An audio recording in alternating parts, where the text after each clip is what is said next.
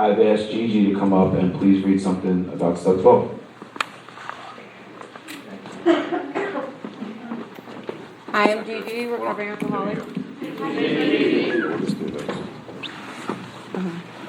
Practical experience shows that nothing will so much ensure immunity from drinking as intensive work with other alcoholics. It works when other activities fail.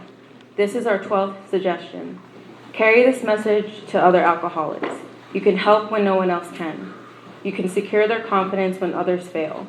Remember, they are very ill. Life will take on new meaning. To watch people recover, to see them help others, to watch loneliness vanish, to see a fellowship grow up about you, to have a host of friends. This is an experience you must not miss. We know you will not want to miss it. Frequent contact with newcomers and with each other is a bright spot of our lives. Both you and the new man must walk day by day in the path of spiritual progress. If you persist, remarkable things will happen. When we look back, we realize that the things which came to us when we put ourselves in God's hands were better than anything we could have planned. Follow the dictates of a higher power, and you will presently live in a new and wonderful world, no matter what your present circumstances. Awesome.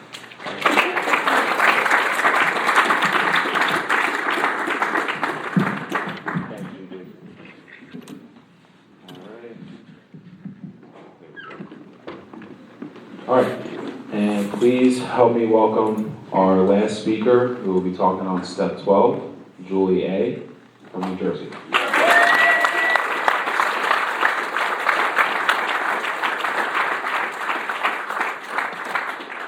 Hi everyone, Julie Alcoholic. Chad said I am 5'2" earlier. I'm actually 5'4". I just want to correct that. Maybe a couple corrections in here today. No. Okay, here we go. Thank you, Teddy. This event is awesome. I was just talking to someone in the bathroom before this. Like, there's good vibes here at this event. There's an energy running through here. There's a current in this room. It feels really good. It's really hard to get up here and speak. For me, it is. It is every time, but it helps when you go into a room that feels like this, and it felt this way last year, and it really does feel that way tonight. So if you have stayed, thank you. It's late, and when I saw that I was step 12, I thought there's been a mistake. I mean, I simply cannot do that. I just can't. And there's a number of reasons why, right? One of them is, like, I'm not a closer. Like, I'm getting up here, like, I'm speaking with Sarah today, and then you're going to put me up there to close, like, these are, the thoughts. So, and then another thought was like, well, how am I going to be able to, then the multitasking that's going to have to go on all day is just going to be off the hook, and I'm not going to be able to handle it, because I'm going to have to fellowship and connect with people and be present and do, like, adult sober, like, listen and respond and be calm and not say something stupid and just be with these people, but I'm going to be worried about my talk. And then I'm not going to be able to hear any of the other speakers, and they're going to notice that. And by the way, Devin, you killed it, and because I heard more than half your talk. I'm sitting back there going up next. I didn't think I'd be able to hear any of it. I mean it. I mean, I'd stayed to the last. Like, you crushed it. Everybody here today, you have moved my spirit. You have blown my mind. Thank you. I've learned a lot today. So those kind of, so then the next thought that followed was, well, I'm going to make up a reason I have to leave early and get on an earlier step. Like, this is, but then the thought, because I'm in a program of self-examination, then the thought is, well, if I do that, it's going to lead to, I can't do that. You know what I mean? Because then I have to live with that, and then and it's not because of morality. I love I think Devin said it, and it's been referred to. It's not here. It's not about morality. It's about that living on that basis of selfishness and self-centeredness doesn't work. It just doesn't work. So I have to show up, and the thing is, I get really nervous to speak. I still do, and what I know, the truth that I know today, there is no other truth, is that I am meant to be up here at this time with each and every one of you, that all of us in this room are together tonight by divine appointment. All of us. There will never be a room that we will possibly never all be together again like this. Just this group. There are no accidents here. I'm not on the wrong step. This is the hand of God. This event is amazing. This is nothing short of the work of God. And the thing is, I want to live in reality today. It's not so much that I want to. Let me correct that. I have to. I don't have another choice. Because I have to stand up here before you guys tonight and believe that this is exactly where I'm supposed to be tonight. There is no other place for me to be. How do I know? Because here I am. This is reality. This is the great reality. That's it. The alternative for someone like me is self-will sprees, right? Selfishness and self-centeredness to the extreme, managing and controlling. Because that same mind that I told you about that had this series of events with how this talk is wrong, and that's like kind of funny, and that's we can laugh about that. But that's this is the same mind that on a Wednesday, or whenever, right? I'm living my life. I'm working. I'm trying to go along and live my life, and then I get the thought that says, you're going to die alone with no one to take care of you. You're childless. You're a childless woman, which you're going to regret terribly in about 10 years. Maybe you should act on it if there's still time. There's not going to be anyone to take care of you. And then I have the thought that says, well, at least I'm not the kind of person that went and had kids just so they could take care of me when I'm older. And now I'm a martyr. As if that's why I didn't have children. You know what I mean? Like, it's not, it's so crazy. It's the egos, I'm this, it just, so then I have, and we're just going right in tonight. Like, we're going right in. We're going right in. I don't know exactly, we're going to step 12, right? But we're going into all the steps. We're going right into untreated alcoholism, and then we're going into the really good news and the solution. It's all going to be mixed up. But that's the mind left unchecked creates my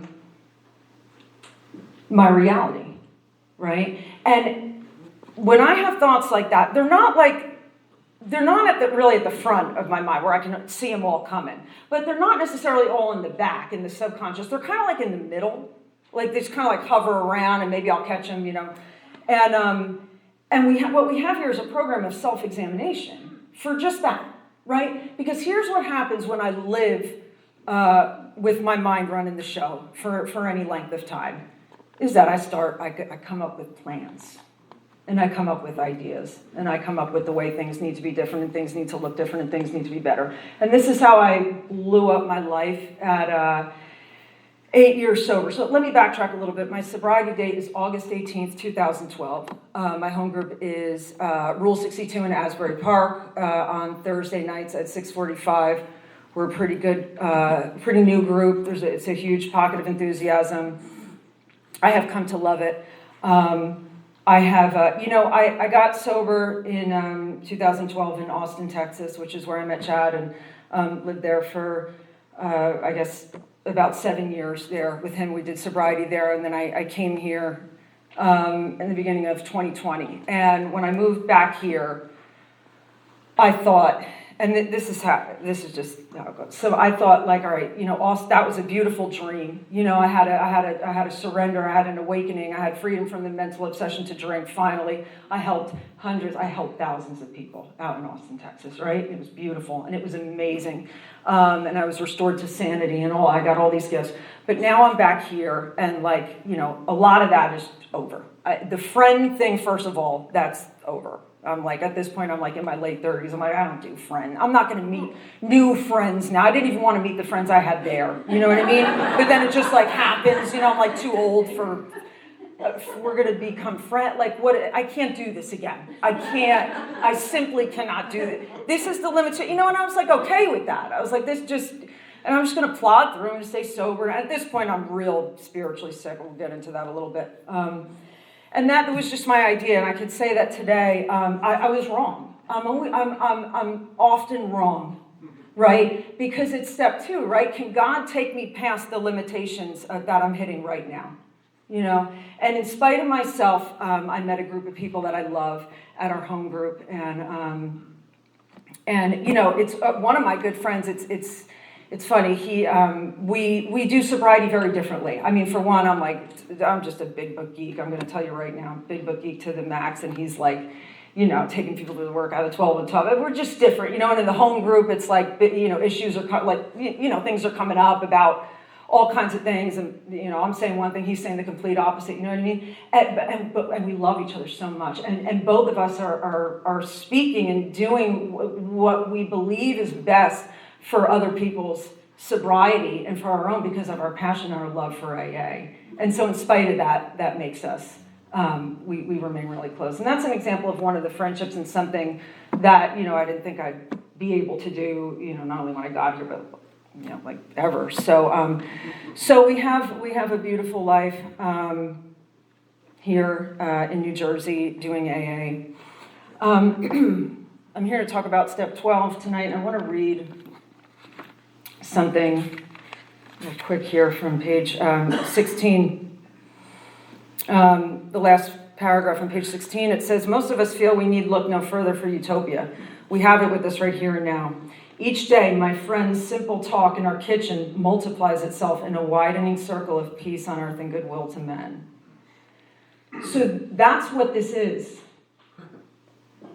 That we're the widening circle. That's what happens here. It's unbelievable. This is the conversation between Bill and Ebby. Right? That simple talk. And then Bill woke up, later in the hospital with the thought of the thousands of alcoholics he could help. I am not really a very good person. I'm not a bad person, but I'm a scared person on my own will. I live on the basis of self-will and fear I have until I remember being 4 years old. I remember my mom coming home from the hospital with my sister and I remember, right? There was a darkness, there was a disconnect, there was a despair as early as I could remember. I didn't know why, but that was how I moved, through childhood and through early adulthood. And that fear and that darkness created like a lot of neuroses, and just selfishness and self-centeredness, right? And selfishness and self-centeredness, it doesn't just mean, like we talked about that in the third step, it doesn't mean that I'm just the one that takes more than everybody else. Like that's like the kindergarten level of self-centeredness that, yes, I had to deal with coming in and still do sometimes, right? But there's a deeper level of this self-centeredness. It's the reality that I live. It's like I'm in a bubble and I move through life and I'm alone and then there's all of you. That's that self-centeredness. So deep in myself that I got to figure out how to navigate each and every one of you all the time. And keep myself, and I have a set of old ideas, and it's like, look at, it's like, I'm like a deer in headlights, that's what I see. And then you guys bump up against them, and I get mad, and I have to deal with it, and I get afraid, and I have to deal with it, right? So I don't suppose that makes me a good person or a bad person, but I don't stand up here and sponsor 10 people today because I'm a good person. It's not out of morality, it's not out of virtue. Step 12 moves naturally through us as a result of getting unblocked by the rest of this work that everybody today has so beautifully talked about. I loved what Anthony said earlier about the point he was making about we are not saints in the book, right? And he said something along the lines of, but we act, but we are, right? Like we're not, but we carry a message despite all of that. That is my truth today. In the third step, they talk about we are God's agents. Agents. An agent is someone that is empowered to do the work of someone else or be of service to someone else or something like that. That is the definition. That is powerful stuff.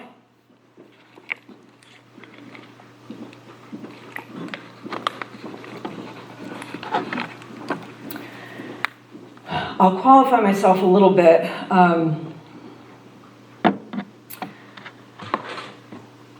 I want to talk more about the quitting years. I think Chad called them the quitting years. There were 7 years of the quitting years. Before that, there was it's the typical story, right? Alcohol, solved all my problems. All these promises came true. It took a couple of years, and and I crossed that line that they talk about in the book, you know, and when alcohol and drugs enter my body, I cannot stop. I cannot stop. I won't stop. I will move you out of the way. You will be moved out of the way. There is no price too great. I've hurt a lot of people. And I love the way, you know, that despair, that like really dark desperation, that shame that Sarah conveys in step 1. That is my experience. And it was confusing because I had achieved a lot of things with my mind. I went to, you know, college, and then I went to nursing school, and I blew that up, and that was, you know, a terrible idea because I'm like afraid of blood, but I like got completely loaded and burned my way through an entire nursing school program, and like I did, you know what I mean? Like I managed and controlled my way through life, you know, and I you know, I went through life, and I go through sobriety sometimes hypnotized by my own voice, you know, it's talking, and I obey. You know, and that's insane. That's insane. I mean, first of all, we're mentally ill, right? Second of all, that's not the mind's job. Like the mind, you know, it's like I have my 2-year-old nephew who I'm obsessed with. I watch him a lot, and we're close, and people entrust me with the care of children. It's unbelievable. And I watch this baby, you know, and he, you know, he's irrational. Like he steals a toy from his brother, and then he's the one that gets mad. He throws a huge fit, and it's like, bro, you know what I mean? But you can't tell, you know. And then we go outside, like he'll run into traffic. I have to watch him. It's my responsibility, right? But I'm not mad at him about it. He's 2. He's being 2. That's the mind, right? The mind is doing what, you know what I mean? I'm living life. I'm going along. Everything's pretty okay. And the next thing says you're going to die alone. You've made terrible mistakes. You threw it all away, right? You trusted God, and look where it got you. You know? And then I obey. If I'm not careful, if I'm not doing this program of self-examination, I obey. And when I obey that voice, it doesn't look like I cut someone off in traffic and then I have to go make amends. It means I cause grave harm to other people, stone cold sober.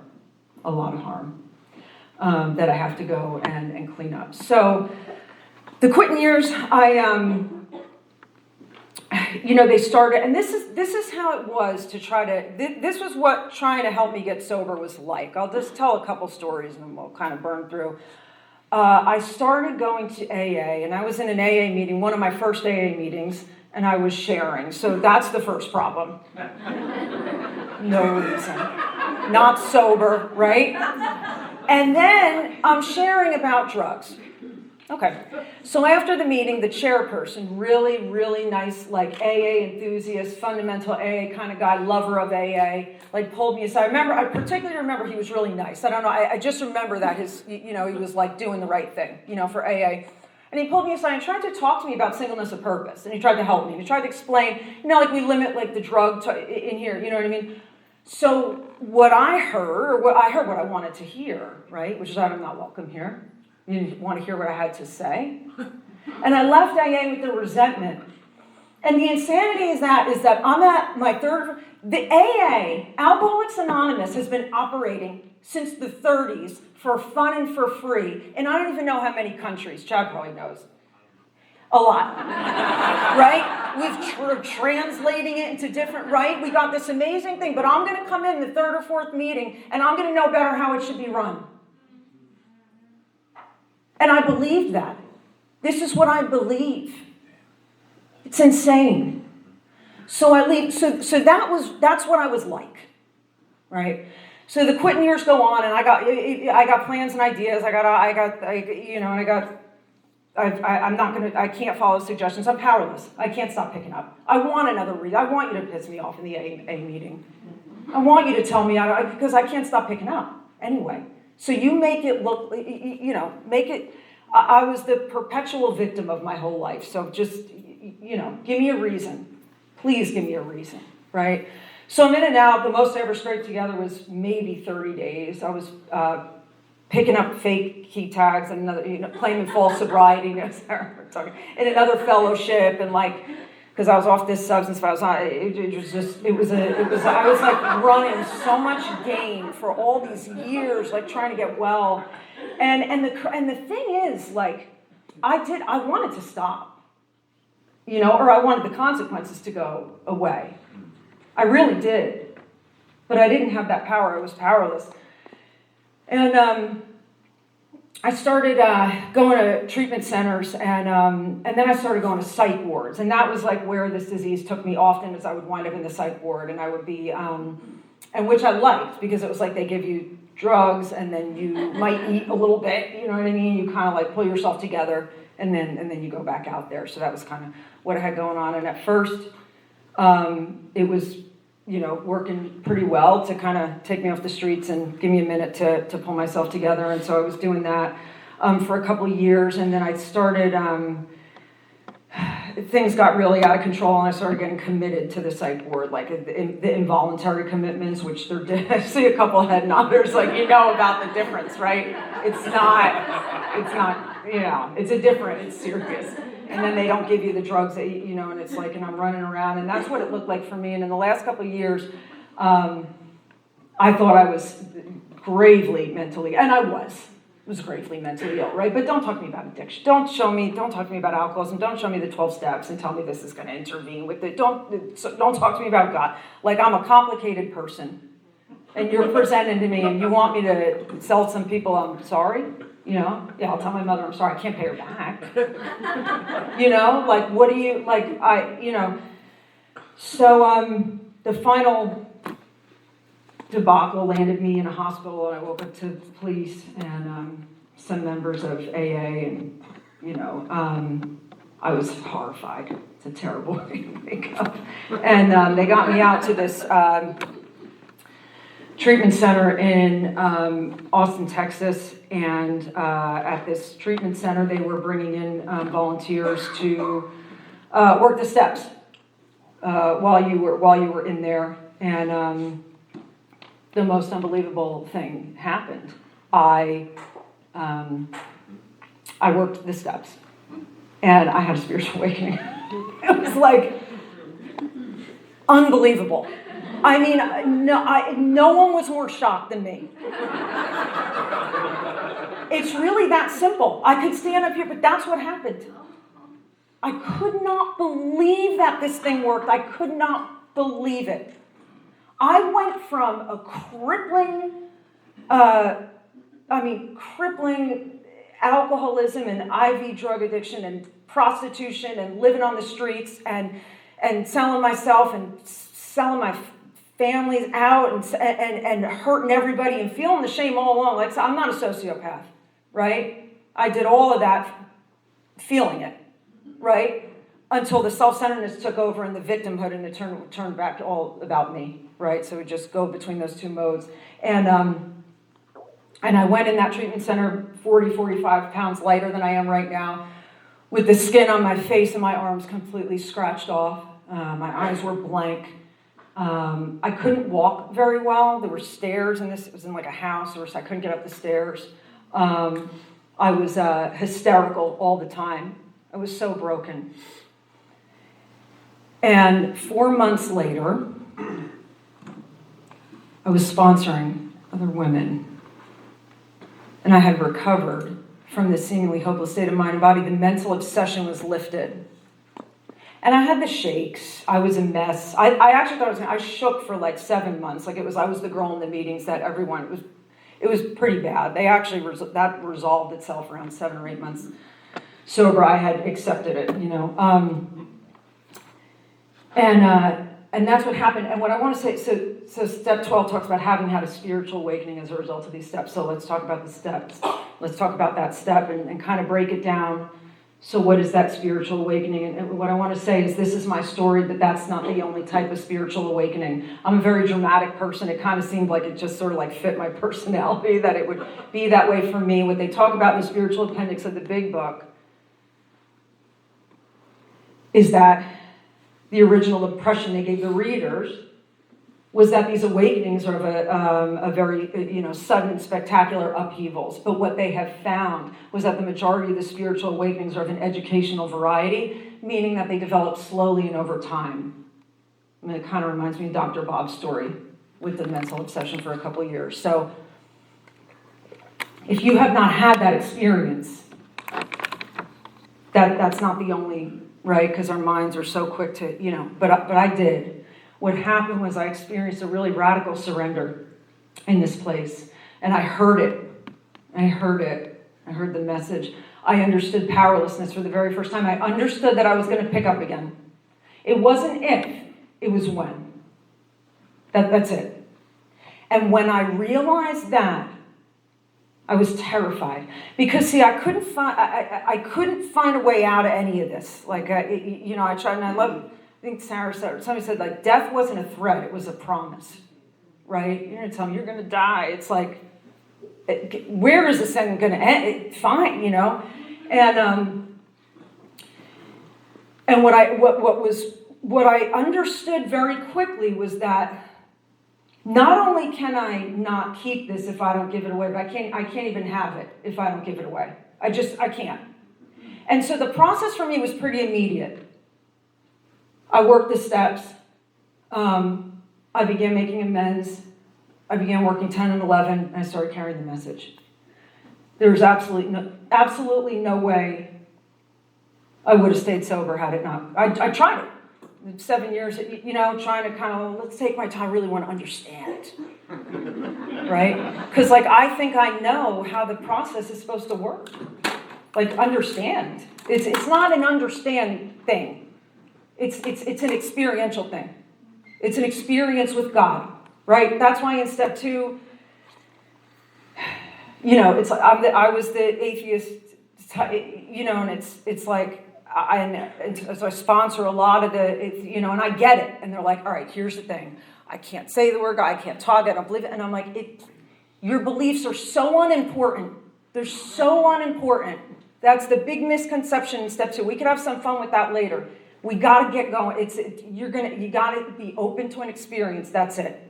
And when you have that experience, you will really realize how unimportant your belief is. Right? So I've been sponsoring my entire sobriety, and I'm going to talk about the different shades of what that looks like in untreated alcoholism as opposed to what that looks like from a state of surrender. But let's keep talking about the steps. So back to that, having had a spiritual awakening as a result of these steps, it's like, what is that? Right? And for me, it was the fact that I had that I could not shake the obsession to get loaded for 15, no matter what. You lock me in. I'm trying to break out of psych hospitals. They got me in padded rooms. You know what I mean? I'm leaving. I'm robbing my sister's bank account. My mother is broke. Everybody, and I can't stop. And every time I think I'm going to be able to, I just can't. Right? How do you go from the freedom to have the opportunity to sit in a position of neutrality and just not need to get loaded? That's the spiritual awakening. Anything else is just and there's a lot more. But to get that off me initially was I was so excited that I couldn't help but carry this message. You couldn't shut me up. It moved through me. It was I could not believe this thing could work. I thought this thing was so dumb. So elementary, like I'm so smart or something, like I'm so, and I was so shocked. So, in the big book, they reference it to, they talk about vital spiritual experiences as huge emotional displacements and rearrangements. That's what happens, right? Displacements and rearrangements. I have my entire life handed back to me in that 5th step. That first 5th step I did, I walked out of there a changed woman, the first one I read. And I wasn't happy. There was depression, there was morbid reflection, I would not walk out a changed, happy. I just walked out changed. I walked out changed. I walked out surrendered on another level. I walked out realizing that my perception of everything had been severely altered. I already knew the problem wasn't alcohol. I was suicidal before I picked up a drink. I was aware that the problem wasn't alcohol. So that wasn't necessarily new information. What I thought was that when you took the alcohol away from me, I was going to go back to being suicidally depressed, but now I'm going to have to think about alcohol on top of that for the rest of my life. That's what it's going to look like, right? So this process, I can't, when you become unblocked, it's why the belief isn't, it's the consciousness of God appears. It's like bizarre, just, it comes, right? And you're emanating something different. You're living from a different place.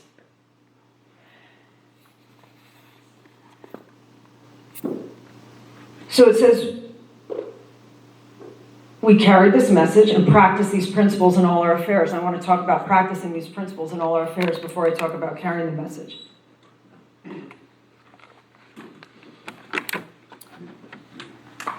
So when step 12 says, practice these principles, right? It implies that these are something that's already been discussed, right? By that word. It's not like practice a set of principles with a list of, integrity and all this stuff. It's practice these principles. Well, what's these? Well, it already says in the beginning part of this step, having had a spiritual awakening as a result of these steps. We try to practice these principles. So that implies that they're talking about the rest of the steps. And what that means is I continue the program of self-examination. I stay current on inventory, right? That was talked about today. I stay current on inventory. I read it to someone. I look at which defects of character have been informing my behavior, my beliefs, my ideas, my thoughts. I somehow take them to God. That part gets sort of elusive. It's usually, there's some sort of surrender that I just had one very recently after another little self-will spree that just lasted me about the last 4 months. And I read the inventory to my sponsor, and then about 2 weeks later, I was just pretty much exactly the same, and we talked, and she was just like, look, here's 6 and 7, and it's like something happened, and there's been a shift since then. There's no intellectual explanation. I was just, I reached a point where I simply cannot live that way anymore. I just can't. That's really, right? So I'll risk becoming honest. I'll risk whatever it is, right? Because I just can't do that anymore. It always happens through pain.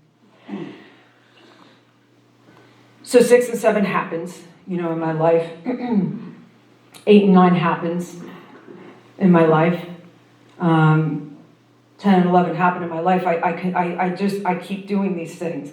And why do I do any of those things? Because I have this foundation of 1, 2, and 3. Right? I have a foundation, right? I'm powerless. I take a look at my insanity in step 2 and ponder the idea that I could be restored to whatever the current, insanity is. And then I take a look at step 3, which lays out so well the problem, right? 60 through 63 talks about the problem, selfishness and self-centeredness, the root of my troubles. Not the root of my problem, but the root of my troubles. My daily mental agitation is my self-obsession. It just is, right? That's the bottom line, right? Because I was saying, no, the root of my problem is my father. Did you see the house I grew up in? But it's talking about my troubles, my day-to-day now as an adult, right? This is what I'm up against. This is what I'm trying to surrender. So I understand those things in 1 through 3.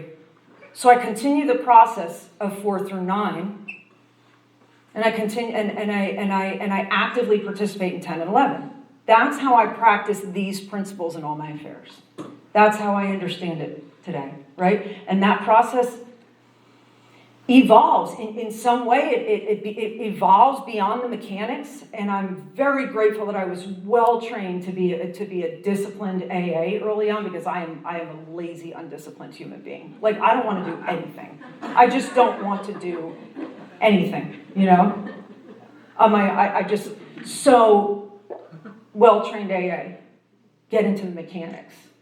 But I'm not feeling it. I'm doing anything. It's the thoughts, your thoughts and your feelings finally don't matter. You finally have permission to lay aside your thoughts and your feelings in your life, which was like unbelievable to me. Like if I was depressed, I stayed in bed for 2 weeks. If I was mad at you, I'd blow up your life. I mean, there was no, the thought of doing anything not based on my thoughts and feelings was just simply inconceivable. You mean there's another way? What could that possibly be, right? So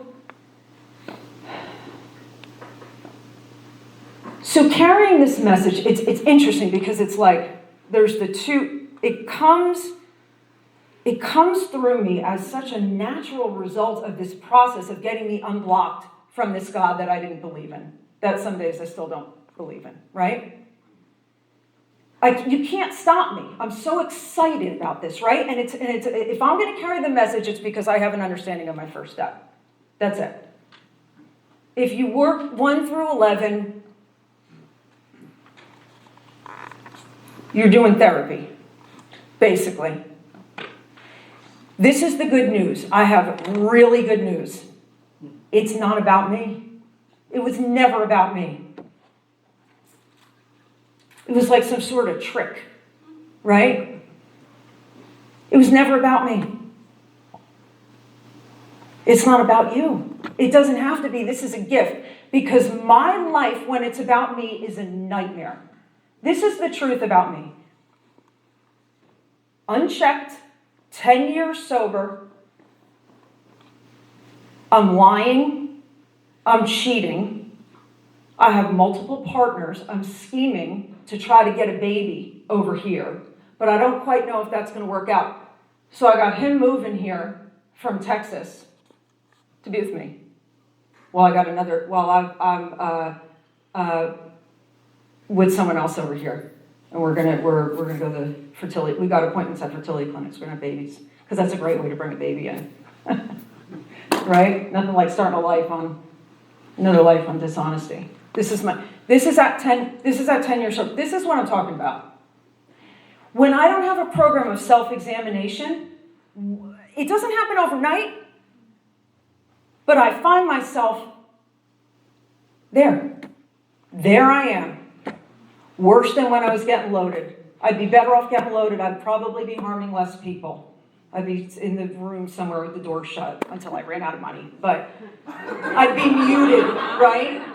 I'm on a full-blown self-will spree, and I can't stop. You think I want to be living that way? I can't stop. I can't see a way out. I'm never going to make the amends, so forget that. So if I can't make the amends, then I can't ever really, I'm not going to come in these rooms and be a fraud. I don't want to do that either. It's like I'm like a martyr again, right? That's where I draw the line. I'm not going to come in AA. And then, like, I can't get up here and ever be honest. So I watched the whole thing fall apart. The fact that I didn't get loaded is ego-based only and unbelievable.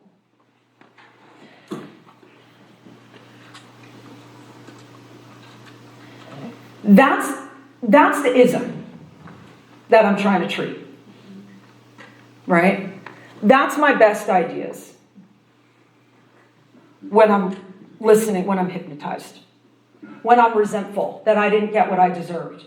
You know how many evening reviews you know how many women I've sponsored? So I got to listen to Footsteps 3 nights a week, and this woman gets to raise her 2 beautiful children? Are you going to sell me that? I don't think so. I'm going to go out there and start making some stuff happen.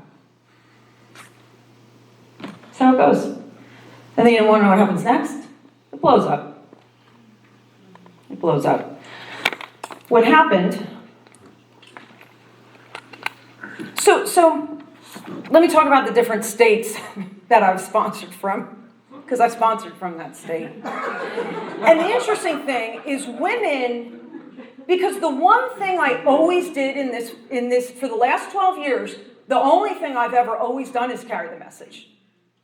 That was like, I don't negotiate there. I know, carry the message. Just go. Just keep that shred of of God and carry the message. But what would happen was for those, I guess 3 or 4 years that I was slowly sinking in untreated alcoholism, and then COVID hit, and that was honestly, that was my utopia, because everybody just shut up and went away. All of you just be quiet, because I'm trying to think. I got to figure out my life, and I got to do it now. So I had an opportunity to kind of dip out, and that's exactly what I did. And you guys know how that went. So sponsoring from that state was interesting, because I can quote you this book, and I can do it even from that state, and I can love it. I can't read that Herbert Spencer quote without crying. I've never, contemporary investigation, I can't even read, I'll cry. There's parts in this book that will bring me to tears every time, no matter how sick I am. So I was doing that, and I was trying to, but what was happening is women were repelling from me, because they felt it. I'm still saying I could do this in my sleep now, right? But they just kind of went away. They went away, which I also wanted.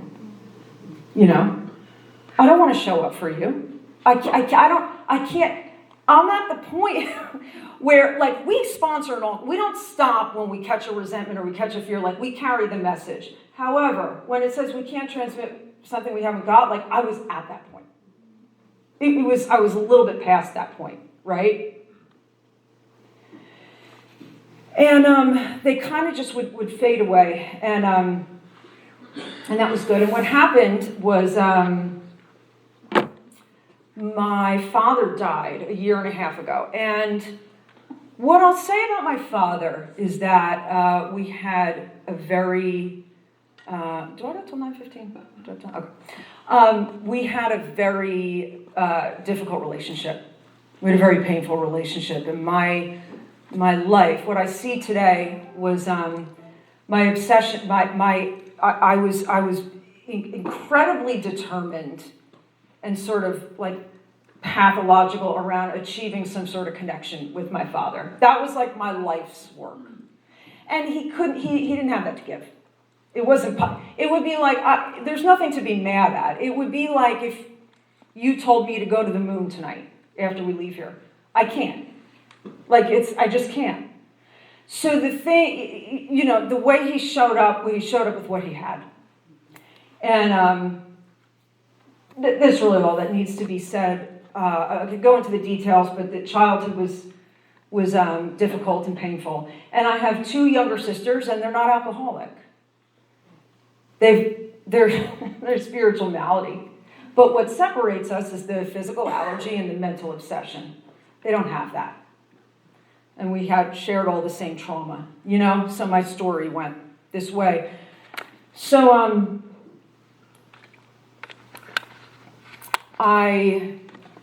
it's funny, Chad was talking about that retreat that we went to with the 1,900 people when he felt all that freedom and all that. And I stepped away from Alcoholics Anonymous, I guess during COVID and a little before that. But I was going hard with step 11. I was going into 2-hour meditations.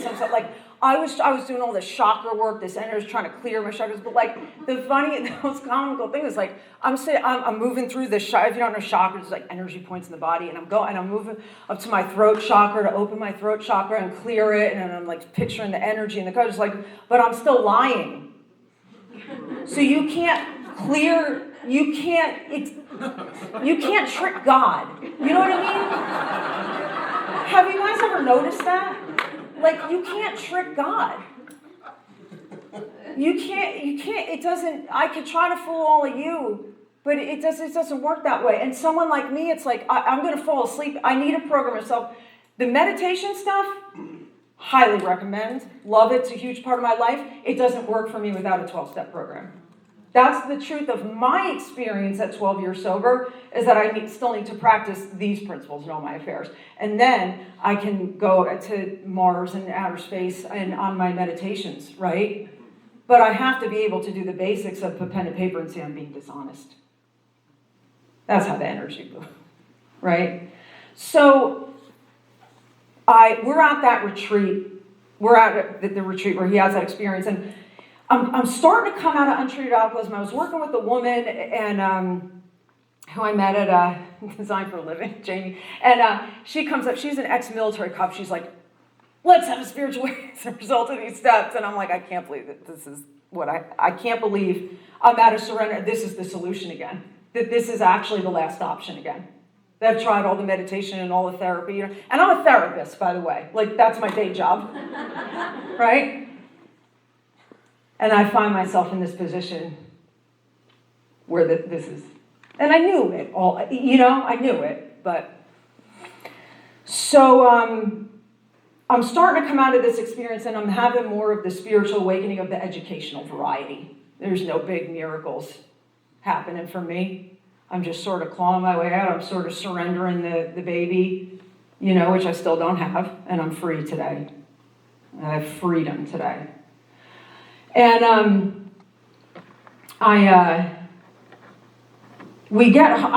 know something big is about to happen, like I know it. So we get home from this retreat, and 4 weeks later, my father dies. And from the time we get home, I go and I'm taking care of him with my mother. And if you've ever, I don't even have the word. I mean, to watch someone die, you know, to watch this man die. And, you know, he said a couple things to me on his deathbed, and he said, I'm scared. He was scared to die. And I realized you can live your entire life in fear. I can be on my deathbed and still be in fear. I don't want that. I don't want that. And what happened while he was dying was I told this last year when I spoke here. I'll tell the shorter version, but I wound up making a final amends to him amongst taking care of him. It moved through me. It was a very beautiful conversation. I started off with saying, Dad, remember that time we went to Big Bend, Texas, and we went to the mountains? And that was the best thing I've ever done in my life with you. Because I had lived my entire life in pity that, you know, my father was supposed to, like, be the father that I wanted, like, take me here, like, do this. And what I woke up to realize was my dad was never meant to take me places and even to love me. He couldn't. I was meant to take him. I was meant to take him to the mountains for the very first time in his life when he was in his 60s, despite it all. And so I started the conversation with that, and then I made an amends. And then my sisters heard about it, and they're not in the program, but they came over and they made amends. They cleaned up stuff with him. And then my sister's ex-husband, she was in the middle of a vicious divorce with, made amends to him. Just nothing formal, nothing, right? And I watched him those last couple days. This man was tortured from his entire life. It was a terrible thing to watch. And those last couple days, he sort of hovered in and out of his body, and he was at peace. And it was undeniable. It wasn't like I wanted to. I was even trying, like, it's the morphine. You know, they put me in the charge of the medication, so I can assure you he was not in pain. He was getting his morphine. On the clock, at a van, like, I'm like to the hospice, like, look, he's moaning, or can we do, like, please, you know, and they were like, you know. So I felt it. It was a radical experience, and then he died, and his hand was in mine, and he died, and because I made that amends, I had a radical experience with freedom from the resentment that I'd had from him my entire life. The order of it happened. That last amends had to happen before the freedom from the resentment finally came. That's how that happened. I've written dozens of inventories on him. And then he died. And while I want to say that it's the most terrible thing I've been through in a lot of ways. I mean, he was very sick and he suffered a lot, and it was a bad scene over there, and it was terrible, and yet the radical freedom that came pretty quickly after, not from a state of happiness or feeling good about anything, but from I couldn't explain the state. It's a God consciousness state. And 4 or 5 days later, a woman asked me to sponsor her. And I'm like, sponsor you? Like, I gotta figure out, me and my mom are trying to call the Social Security office. Like, we're trying to figure out what to do when someone dies. They sponsor you at a time like this? And I'm like, okay, you know. And then 2 more quickly asked me to sponsor them. These women were new. And I started taking women through the steps. And I gotta tell you, it moved through me. It wasn't like I wanted to do it or didn't want. All the wants, the likes, that's it's exhausting. That was removed. It became, again, it's just what I did. It's just what I do. You ask me to sponsor you, I say yes. It's not my dad died 4 days ago. It's especially because my dad died 4 days ago, right? What happens when I work with other women that is something that can never happen when I'm talking about myself. It just, there's a magic, there's a space that's held, there's a message that's translated that when I return to myself, I'm different. And that change happens as a result of carrying this message. It doesn't happen as a result of me reading my own inventory. That's an integral part of the process because I have to continue to see those defects of character and get unblocked and make the amends and practice 10 and 11. I have to do those things, but it's not gonna, the full circle comes when I'm carrying the message. And so I started sponsoring again, and these women stayed. They stayed. And those first 3 actually had, all 3 of them had spiritual awakenings as a result of these steps. And it's like I'm a part of miracles again. It's unbelievable. There's something in that space. It's like I said, I'm a therapist, and I last Monday I had to listen to a fit step. I get to listen to a fit step after a whole day of working, right? Like a lot of clients, and the whole. I'm already dreading it by the weekend because I'm like, am I going to be able to? And this was a 6-hour fit step. Turned out being right. And I got the thoughts, but I just, the gift of being well-trained to not have to live based on my thoughts and feelings is just sort of, it's like, okay, just let it talk. It's like Elijah trying to run in the street. It's just, okay, you know what I mean? And I get through the workday and I'm exhausted, and then this woman comes over and she's scared. It's her first fit step, and we sit down, and I'm in a totally different space. There's nothing, we have now invited God. There's very little relationship between what I do at work and what happens when I step in that space with the sponsee. It's something really sacred. It's really special. And if I just show up for it, that's all. Just show up. Go there to the thing that you need to do, that you said you were going to do, that you gave your word to do. And then you just see what happens. That's it. And the things I say from that state, from that surrendered state, an agent of God. Have any of you guys ever like searched for a purpose your whole life? If you want, you know, this is it. We found it, right? I didn't know it was going to be coming speaking. This is stressful. I'm an anxious, but you know what I mean. Like, I gotta speak in AA. What did that? You know, you just move. You just go. You just move with it. There's a set of directions on how to carry the message. It starts on page 91. Because see, Bill says, and Devin said it, a price had to be paid. Simple but not easy. That price was the destruction of self-centeredness. Not putting down alcohol. We can't put down alcohol, right?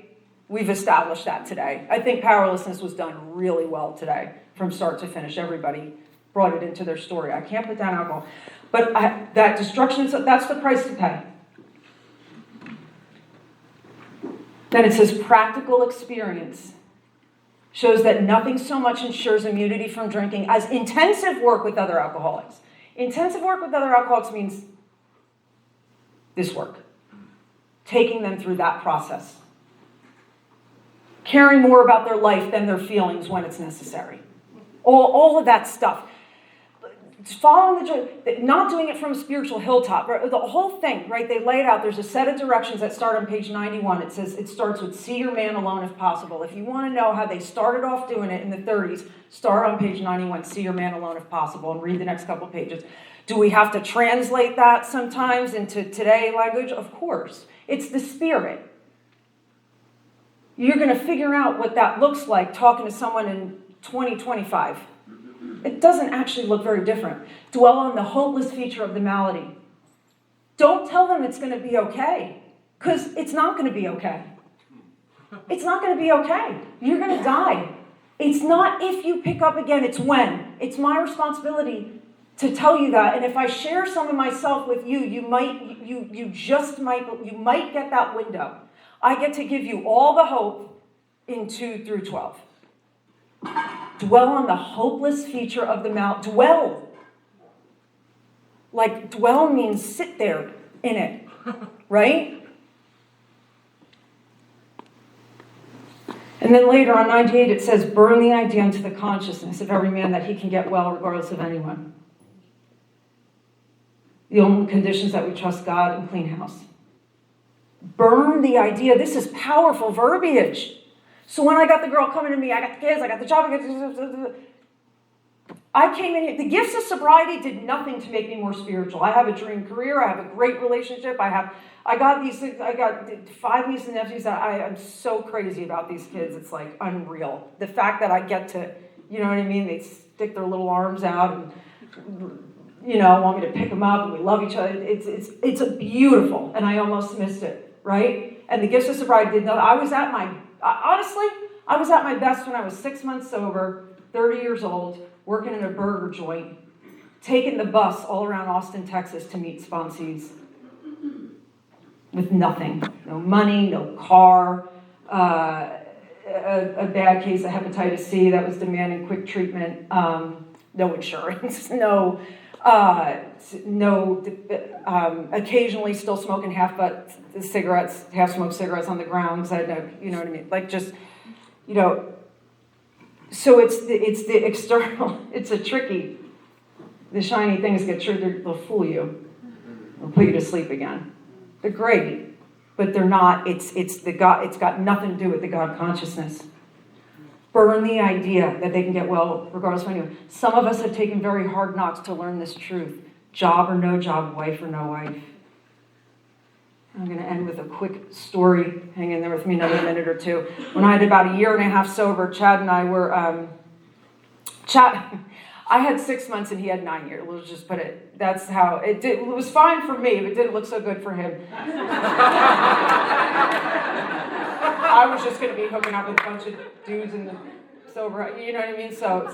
and it wound up working out, but that's what that looked like. And I was like, I'm already sponsoring, so it's okay. And things went real good till they didn't, and we started fighting really bad. And about 2 years into my sobriety, we had the fights were the defects of character. I mean, all the fear, all the threats to my self-esteem, my security, all that stuff. Nothing will bring it out like a relationship. It was on, and it was bad. And he moved back to Oklahoma. Now I'm in Austin, alone. Like, I had a fellowship. I was not alone, but this is, you know. And so he moved back to Austin and, to Oklahoma, and he did it suddenly. Like, he called me and said, I'm gone. It was like that. It was pretty bad. This is what I drive men out of the state. Like, that's how they leave me. And then it was actually a couple days either before or after that they told me that I had hepatitis C and that I had a high viral load. I need treatment right away, and I got really scared. My grandfather died of that, and blah, blah, blah. And then I got fired because the reason I got fired was I went to work and laid down on the ground and cried because Chad and I had broke up. You can't do that at work. And everything unraveled really quickly. And I had the thought of vodka. And when I tell you, and it's interesting because that wasn't my go-to. But in this moment, I could taste, it was so real. And I called Katie Parker, who's Chad's late sponsor, Charlie's wife, because there was a couple paths. I could go to I could call my sisters, and I called people, and we were going to talk shit about him, right? But I knew who to call, and I called Katie Parker, and I said, Katie, here's what happened, and I think something bad. I can't handle this. It's got really bad. I tell her about Chad, and she doesn't even know yet. Him and her are close, and she's just like, you know, and so she says, all right, this is like an emergency now. It's an emergency. She's like, here's what you're going to do. You're going to get in your car and you're going to drive over to NA24. That was the homeless drug addict shelter in Austin, Texas, basically. It's not, that's basically what it was. And you're going to bring your big book and you're going to carry the message for 2 hours.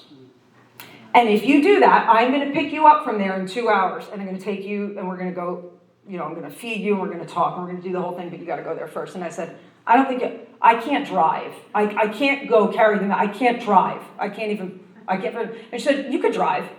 You survived the streets of heroin. Like, you drive 10 minutes down the road. I'm real confident you can do it. And she said, and here's your 2 instructions. Don't talk about Julie and don't talk about Chad. That's all you have to do.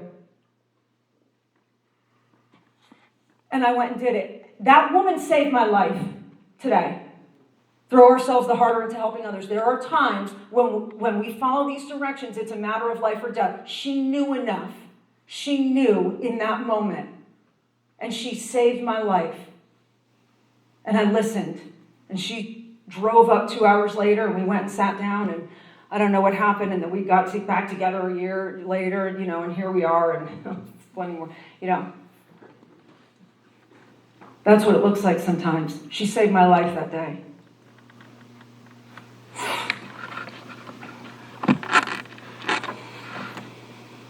So if you're here, I implore you to not miss the best part. You don't have to feel like doing it. You don't have to have any confidence in doing it. You don't have to say smart things. You don't have to be an AA speaker and be on a mic. You don't have to do any of that.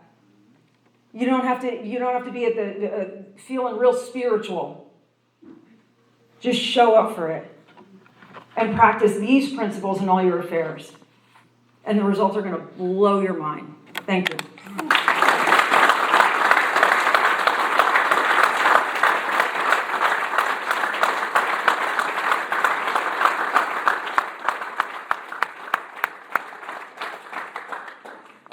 Let's give another round of applause for Julie.